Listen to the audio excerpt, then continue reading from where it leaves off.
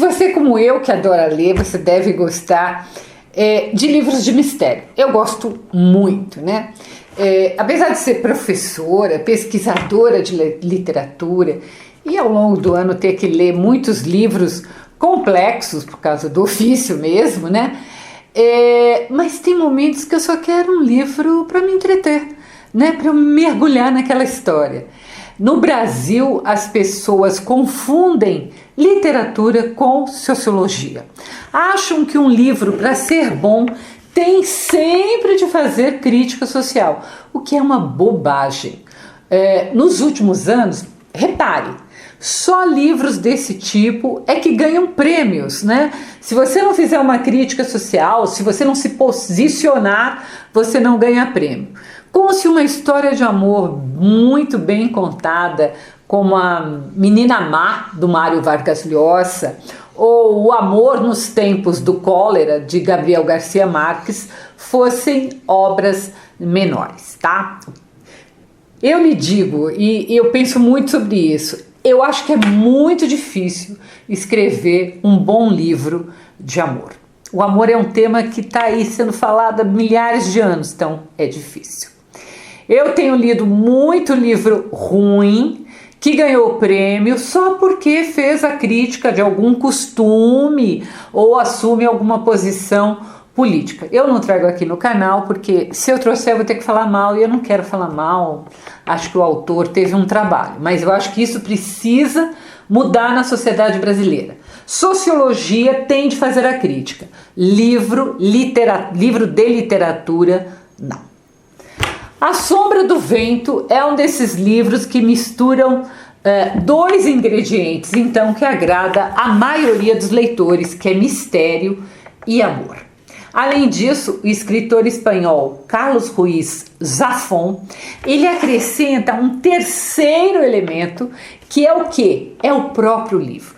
Ou seja, o mistério vai ser sobre o desaparecimento de livros de um mesmo escritor. Pronto, né, gente? É a receita do sucesso, né? Quem de nós que gosta de literatura, que lê muito, não tem um amor imenso em relação aos nossos livros e aos nossos escritores?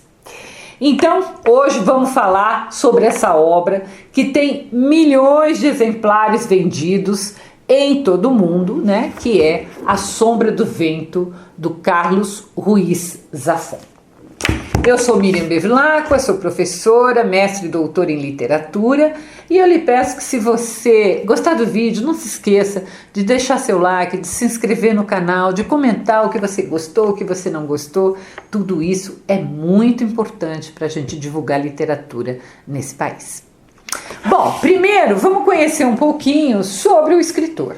O Carlos Ruiz Zafón, ele nasceu em Barcelona em 1964 e, apesar de ter começado a escrever muito cedo, né, reza a lenda, né, a gente não tem muita certeza, mas reza a lenda que ele escreveu seu primeiro romance aos 14 anos, o qual nunca foi publicado. Quando ele se tornou adulto, ele não vai trabalhar como escritor, ele vai trabalhar primeiro com publicidade. Ele estava ali estabelecido com publicidade na Espanha, mas como ele sempre gostou muito de cinema, aos 29 anos ele se muda para Los Angeles para tentar a sorte como roteirista. Então ele faz uma mudança enorme, né? Ele larga um emprego, uma coisa estabelecida, muda tudo, muda inclusive de país. A carreira como roteirista não deu certo. O Zafón, ele contou em uma entrevista que toda vez que ele tinha uma reunião de emprego, né, ele sempre falava alguma coisa errada, alguma coisa que ele não deveria ter falado. E assim ele acabava perdendo a vaga. Ele não tinha muito jogo de cintura ali para se comportar, então ele não conseguia emprego de roteirista. Claro que o cinema perdeu um roteirista, mas a literatura ganhou um escritor. Seu primeiro livro, que se chama O Príncipe da Névoa, já foi logo de cara um grande sucesso. E esse sucesso ele só se consolidou ainda mais com o livro de hoje, que é A Sombra do Vento, com certeza seu livro mais conhecido, mais vendido, etc. e tal. Uma curiosidade é que, apesar de gostar muito de cinema, Zafón nunca quis que seus livros fossem adaptados para a tela grande, apesar de ter recebido inúmeras propostas.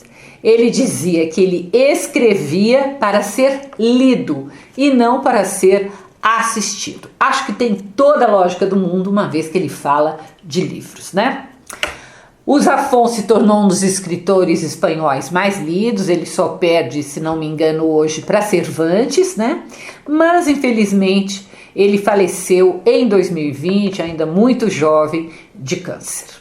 A história de A Sombra do Vento, ela se passa em Barcelona, como a maioria dos livros do escritor, e começa em 1945, quando o protagonista, chamado Daniel Semperi, vai fazer 11 anos.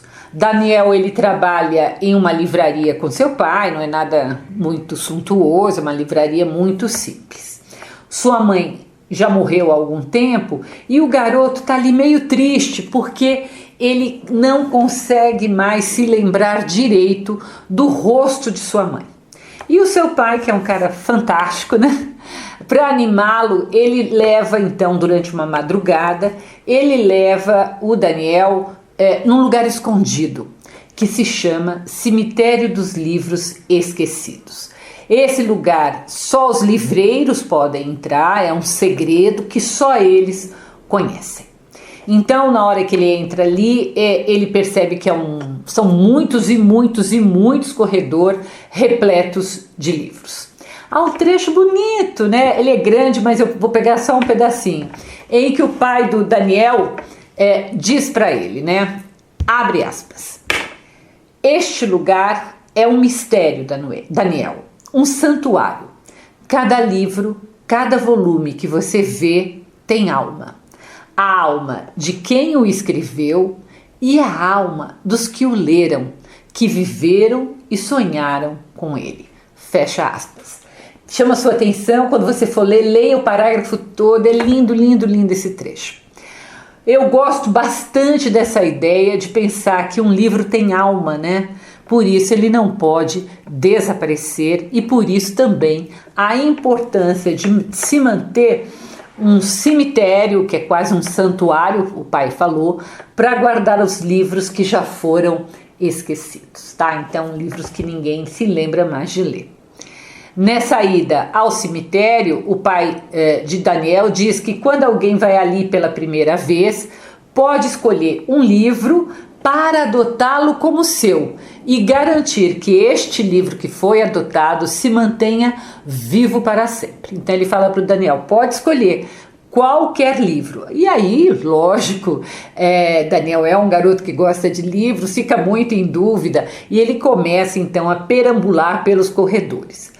Até que ele escolhe um livro chamado A Sombra do Vento, de um escritor chamado Julian Carax. A gente nunca sabe se foi ele que escolheu o livro ou se o livro o escolheu.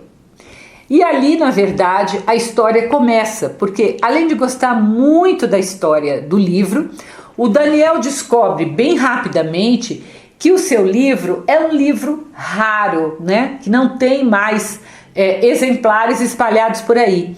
Por quê? Porque alguém anda pelo mundo queimando todos os livros de Julian Carax. Claro, gente, que só isso já é um baita mistério, por que esses livros estão sendo queimados. E, como todo garoto, o Daniel vai atrás para descobrir a história toda e nós, leitores, vamos acompanhando o crescimento de Daniel, é quase um romance de formação, a gente pega ele ali com 10 anos e a gente vai acompanhando, né? Ao mesmo tempo em que ele vai desvendando o mistério dos livros queimados, a gente acompanha então junto com ele. Eu não vou contar mais para não dar spoiler, mas é um livro gostoso de ler. Não tem uma narrativa complicada, nem uma linguagem muito sofisticada, mas como eu disse no começo desse vídeo, né, literatura não precisa ser o tempo todo tão complexa. Ela pode ser apenas uma boa história que nos diverte, que nos entretém, que nos emociona, né? Escrita com talento para dar prazer a nós leitores, que é o caso então de A Sombra do Vento. O livro teve continuação, ele é uma tetralogia, né? Tem mais 3 romances, né? Forma então uma tetralogia, mas se você ler só A Sombra do Vento, não há problema, porque essa história ela meio que termina ali, tá? Não é uma coisa que fica para outro volume. Claro que nós vamos falar de todos os volumes aos poucos, né? Mas se você quiser só ler esse, não tem problema nenhum. Muito bom, se você quiser conhecer minhas crônicas, eu as publico todas as terças-feiras no meu site www.miriambevilacqua.com.br. Até o próximo post.